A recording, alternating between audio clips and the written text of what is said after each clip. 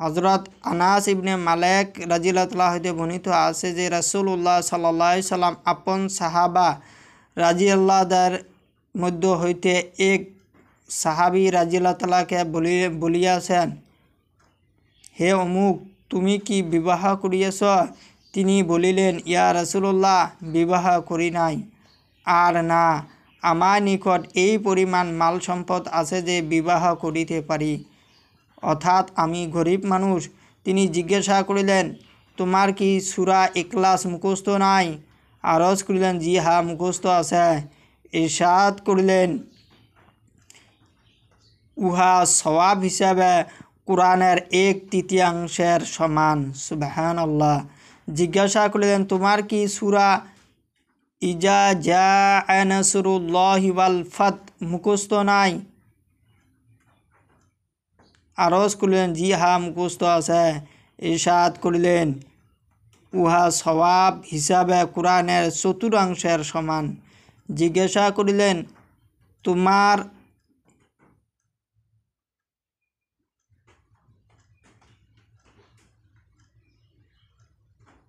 ইরশাদ করিলেন, উহা সওয়াব হিসাবে কোরআনের 1/4 সমান। জিজ্ঞাসা করিলেন, তোমার কি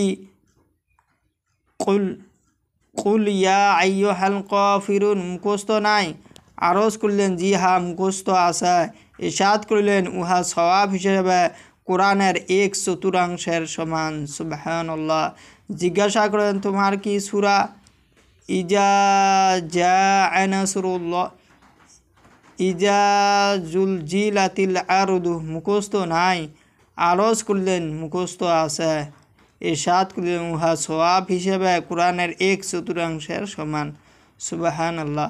বিবাহ করিয়া লও, বিবাহ করিয়া লও। তিরমিজি হাদিস। আল্লাহ পাক এই হাদিসগুলা সবাইকে পড়া এবং দেখার তৌফিক দান করুক। এই হাদিসগুলা পড়লে মানুষ কামিয়াবি হইতে পারবে। আল্লাহ এই সূরাগুলা বহুত ফজিলত, যারা পড়বে আল্লাহ তাদের গুনাহ মাফ করে দেবে।